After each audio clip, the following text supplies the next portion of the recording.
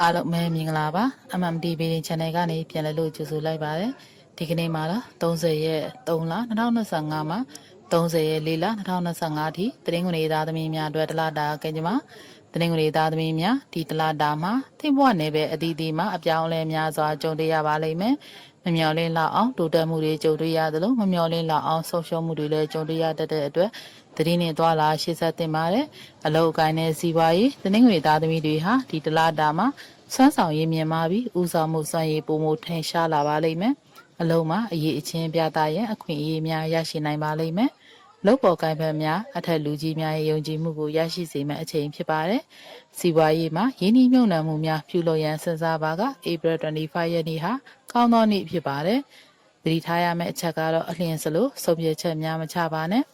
အခြေရင်းနဲ့မိသားစုဘဝအခြေရင်းနဲ့မိသားစုဘဝမှာပျော်ရွှင်မှုများစွာရရှိပါလိမ့်မယ်စိတ်အခမ်းအသိမှုများအနေငယ်ဖြစ်တတ်တဲ့အတွက်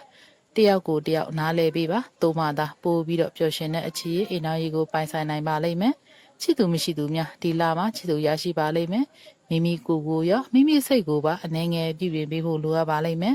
တတိပြုရမယ့်အချက်ကတော့စိတ်ခံစားချက်ကိုအလွန်အမင်းအထင်မထင်ဟပ်ပါစေနဲ့ကျမ်းမာရေးအနေနဲ့ကတော့နေမင်းရဲ့စွမ်းရည်ကြောင့်စိတ်တက်ကြွမှုရှိတော်လဲကိုယ်ခံအားစနစ်အားနည်းနိုင်တဲ့အဖြစ်အာဟာရပြေဝစွာစားသုံးပေးသင့်ပါတယ်သတိထားရမယ့်အချက်ကတော့မျက်လုံးနှလုံးနဲ့ခါးနာခြင်းများကိုဂရုစိုက်ပေးသင့်ပါတယ်မနိုင်ဝင်ထမ်းခြင်းကိုရှောင်ကျဉ်ပေးပါစိတ်ဖိစီးမှုကိုလျှော့ချရန်ယောဂကျင့်ခြင်းအချိန်တစ်ခုသတ်မှတ်ပြီးတော့တရားထိုင်ခြင်းကိုပြုလုပ်သင့်ပါတယ်အနေအချိန်အနေငယ် UV exercise ကိုပါပြုလုပ်ပေးပါကံကောင်းစေသောအချက်များကံကောင်းစေသောအယောင်အနီရောင်အဖြူရောင်